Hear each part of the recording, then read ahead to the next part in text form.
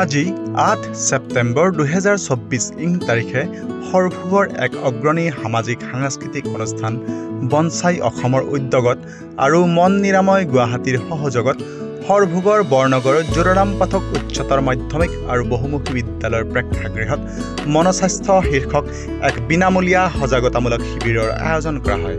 উল্লেখযোগ্য যে সমগ্ৰ অসমৰে এক অগ্ৰণী সামাজিক সাংস্কৃতিক অনুষ্ঠান বনছাই অসমে আয়োজন কৰা এই মনস্বাস্থ্য শীৰ্ষক সজাগতামূলক শিবিৰখন সৰভোগৰ ভিতৰতেই আজিলৈকে অনুষ্ঠিত কৰা প্ৰথমখন এনেকুৱা ধৰণৰ সজাগতামূলক শিবিৰ। আৰু এই সজাগতামূলক শিবিৰৰ লগত সংগতি ৰাখি আয়োজন কৰা সভাখনত সভাপতিত্ব কৰে বনছাই অসমৰ সভাপতি তথা বৰনগৰ মহাবিদ্যালয়ৰ উপাধ্যক্ষ ৰেজাউল কৰিম আহমেদে আৰু অনুষ্ঠানটোৰ আঁত ধৰে বনছাই অসমৰ সম্পাদক ধ্ৰুৱৰাজ পাঠকে। বন্তি প্ৰজ্বলনেৰে শিবিৰৰ শুভ উদ্বোধনী কৰে অভয়াপুৰী মহাবিদ্যালয়ৰ ভূগোল বিভাগৰ মুৰব্বী অধ্যাপক ধৰ্মেন্দ্ৰ দাসে আৰু লগতে সুধাকণ্ঠ ডক্টৰ ভূপেন হাজৰিকাৰ জন্মদিন উপলক্ষে তেখেতলৈও শ্ৰদ্ধাঞ্জলি জ্ঞাপন কৰা হয়। কেইবছৰ আগতে মোৰ চিনাকি হ'ল বনছাইৰ বিষয়ে মই জানিলোঁ, খুব ভাল লাগিল। মাজে মাজে যোগাযোগ হৈ থাকে, বিভিন্ন প্ৰগ্ৰেমত মোক অনুষ্ঠানত মাতি।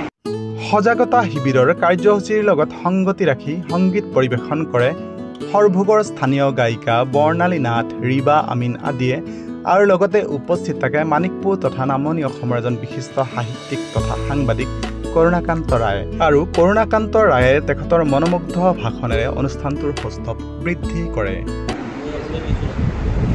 এনেধৰণৰ সভাত সম্ভৱ হোৱাৰ কথা উপস্থিত থকাৰ বাবে অনুৰোধ জনাইছিল।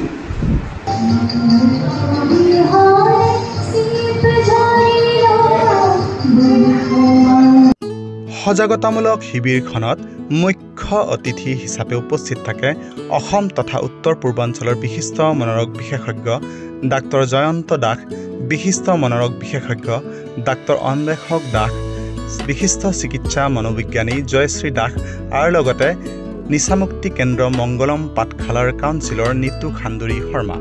সজাগতা শিবিৰটোত ডাক্তৰ জয়ন্ত দাসকে ধৰি উপস্থিত আন আন ব্যক্তিসকলে তেওঁলোকৰ সাৰুৱা ভাষণেৰে অনুষ্ঠানটোৰ সৌষ্ঠৱ বৃদ্ধি কৰে আৰু লগতে মানুহৰ মনস্তত্ব, মানসিক ৰোগ, মনস্বাস্থ্য ইত্যাদিৰ ওপৰত গভীৰ তথা সাৰুৱা ভাষণ ৰাখে। আৰু লগতে সজাগতা শিবিৰত কিছুসংখ্যক ব্যক্তিৰ মানসিক স্বাস্থ্যৰ পৰীক্ষা কৰা হয়। মাহৰ এই মাঘ ভাগৰ বৰগৰমত আপোনালোকে আহি আমাৰ কাৰণে এঘণ্টাৰ আগৰ পৰা অপেক্ষা কৰিছে আৰু এক কাকতলীয় সংযোগ হিচাপে আজি ভূপেন হাজৰিকাদেৱৰ জন্মতিথি। আমি দুই এটা ভূপেন হাজৰিকাৰ ৰেবা তোমাক অভিনন্দন জনাইছোঁ, খুব সুন্দৰভাৱে গান পৰিৱেশন কৰিছে। আমি কিহৰ বাবে মানসিক স্বাস্থ্যৰ বিষয়ে দেওবাৰে বহুত ধৰণৰ কাম থাকে। দেওবাৰে দিনৰ আহাৰৰ প্ৰতিও আমি সদায় বেলেগ ধৰণে আয়োজন কৰিছোঁ। তাৰ মাজত আমি মানসিক স্বাস্থ্যৰ বিষয়ে কথা পাতিব প্ৰয়োজনীয়। মানসিক স্বাস্থ্যৰ বিষয়টো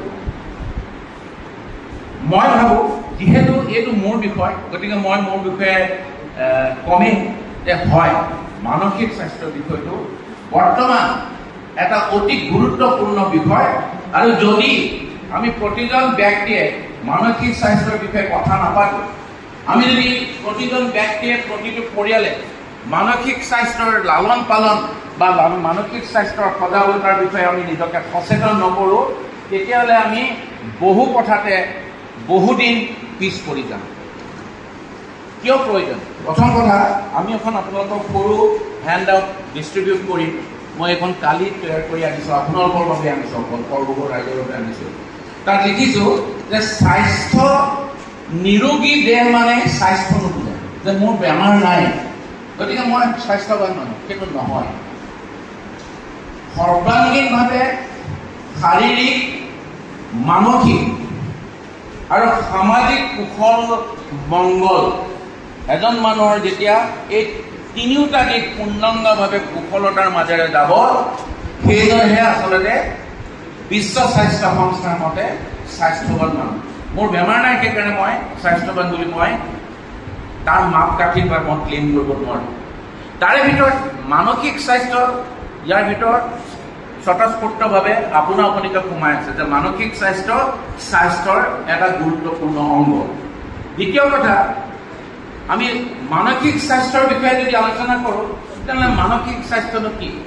খুব সৰলভাৱে বুজিবৰ কাৰণে মই লিখি দিছোঁ আপোনালোকক যে এজন ব্যক্তিয়ে যেতিয়া নিজৰ যিখিনি সামৰ্থ্যতা পটেঞ্চিয়েলিটি নিজৰ কেপাবিলিটি নিজৰ যিখিনি দক্ষতা সেইখিনি বিষয়ে যেতিয়া উপলব্ধি কৰিব পাৰে আৰু সেই উপলব্ধিৰে যেতিয়া ব্যক্তিজনে কৰ্মদক্ষ হয় সমাজ হৰভোগৰ পৰা উদয়ন নাথৰ ৰিপৰ্ট নিউজ টাইম 3